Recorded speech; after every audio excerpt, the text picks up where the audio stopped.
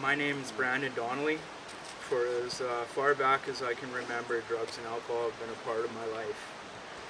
I was forced at a very young age by my older brother to smoke pot and not really know what it was or the dangers behind it at that moment. I was still innocent and oblivious, yet even then I remember really liking how it made me feel. Years went by and I grew a little older. I suffered my first major loss at 11, my father.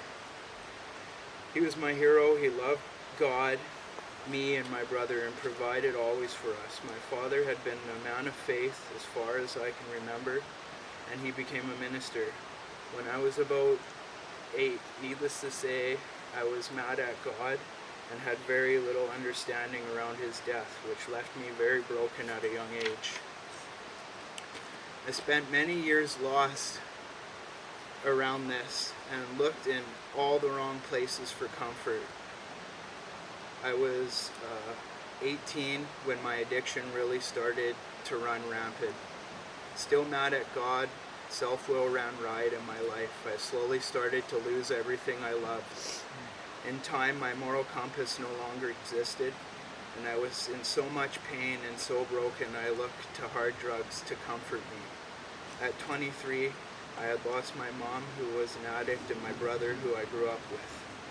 I had a void and an anger in me that I spent years trying to fill. Finally realized that I was going to die from addiction, and I knew I needed help. At first, I think my desire was based solely off the part that I wanted to get clean long enough to use drugs like a normie. And trust me, I tried. This got me back to the top bunk in Genesis in a matter of months. I did this 3 times in 2 years. This is my 3rd time here.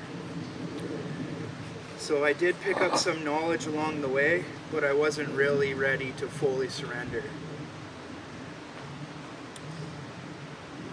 God never left or forsake me in this time. Though I do not deserve it, He gives me His grace and His mercy. Submit to God, resist the devil, and he will flee. Today, through the love of Jesus, I am free of the bondage of addiction.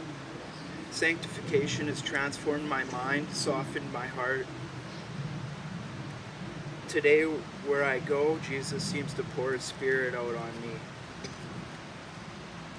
Matthew 11:28 says, "Come to me, all who labor and are heavy laden, and I will give you rest. Take my yoke upon you and learn from me, for I am gentle and lowly in heart, and you will find rest for your souls. For my yoke is easy and my burden is light." From knowledge attained about Jesus, about who Jesus was and how He loves us all and knows us intimately, has really changed me today. I love myself, and for a very long time I don't want to die, I want to live. Jesus has been right there for me, and Joshua House has really given me the opportunity to know Him. Through this program, I have got the best thing that I think anyone could ever receive. I have a relationship with Jesus Christ today. Joshua House has introduced me back into my faith.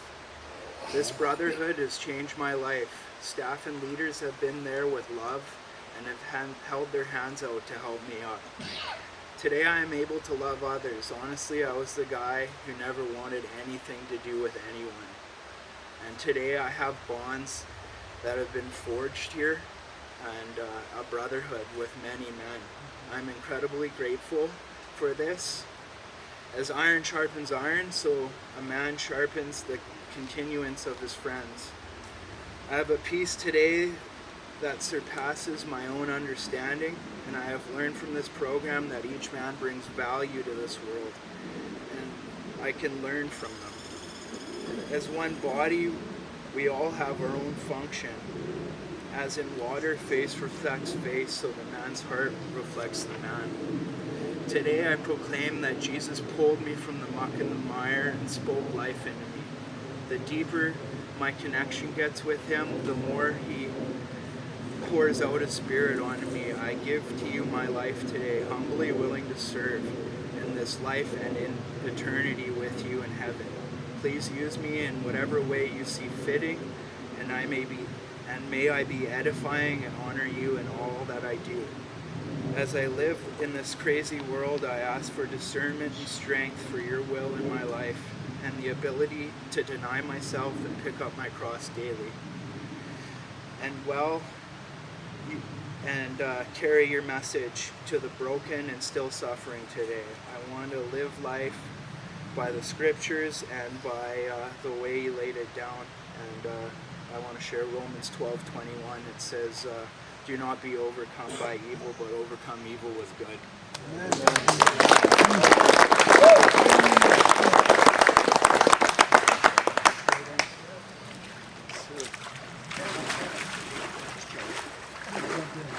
For a second.